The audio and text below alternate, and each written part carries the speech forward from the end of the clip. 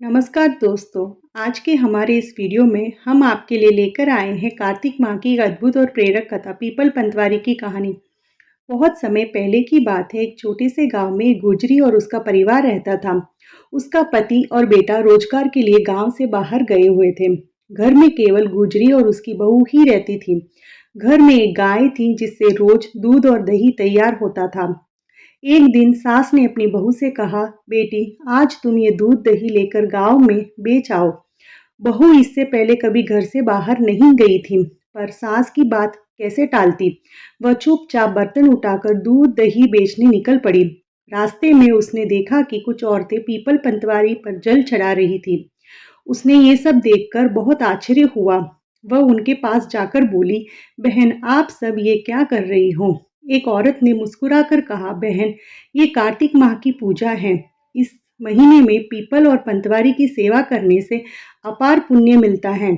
इससे घर में सुख समृद्धि धन धान्य और सौभाग्य आता है। अगर किसी का पति किसी कारणवश बाहर हो तो वह भी पुण्य मिल जाता है। ये सुनकर बहू के मन में श्रद्धा जागी। उसने कहा, आप सब तो जल से सींच रही हो, पर मैं तो दूध दही लेकर आई हूँ, मैं इन्हीं से सींचूंगी।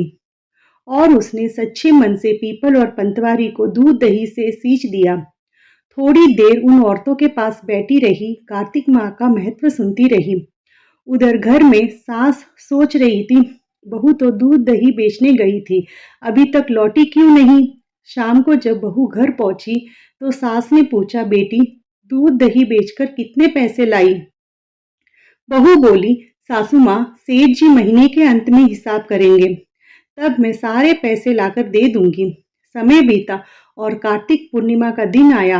अब बहू को डर लगने लगा कि सास पैसे मांगेगी तो मैं क्या जवाब दूंगी। वह सीधे पीपल के पास गई और वहां बैठकर जोर जोर से रोने लगी। पीपल के देव प्रकट होकर पूछा, हे बेटी क्यों रो रही हो। बहू बोली, मेरी सास मुझसे दूध दही के पैसे मांग रही है, मेरे पास तो कुछ नहीं है। पीपल देव बोले, मेरे पास धन तो नहीं है, पर ये पत्थर पत्ते और डालियां हैं, इन्हें अपनी गुल्लक में रख देना। बहू ने वैसा ही किया।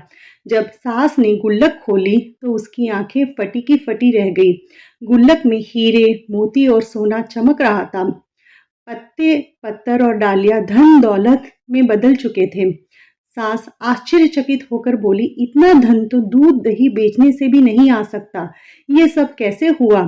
तब बहू ने पूरी बात बता दी कि उसने दूध दही से पीपल और पंतवारी को सींचा था और पीपल देव ने उसे ये सब दिया है। अब सास के मन में लालच जागा। उसने सोचा, अगर मेरी बहू को इतना धन मिला तो मैं भी ऐसा ही करूंगी। अगले साल कार्तिक का महीना आया। सास ने भी दूध दही लेकर बेचने का नाटक किया, लेकिन उसने सोचा सारा दूध दही चढ़ा दूंगी तो नुकसान होगा। इसीलिए उसने दूध दही बेच दिया और बचे हुए बर्तन धोकर उनका पानी पीपल और पंतवारी पर चढ़ा दिया। फिर जब पूर्णिमा आई, सास ने बहू से कहा, बेटी मुझसे दूध दही के पैसे मांगो। बहू ने कहा, सासू माँ मैं क्यों मांगू। पर सास के बार बार कहने पर उसने कह दिया, अच्छा दीजिए पैसे।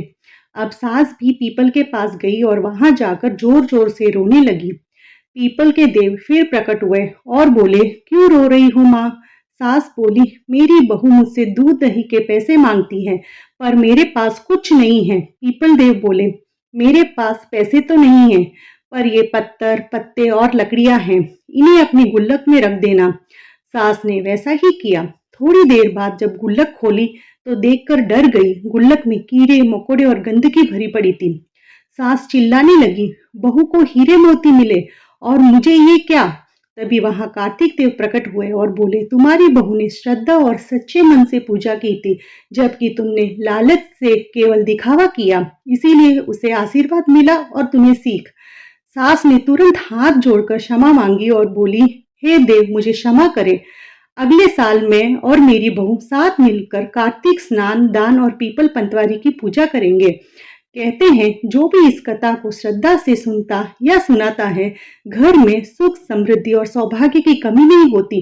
कहानी अच्छी लगे तो चैनल को लाइक करें, शेयर करें और सब्सक्राइब करें। जय कार्तिक देव, जय पीपल पंतवारी माता।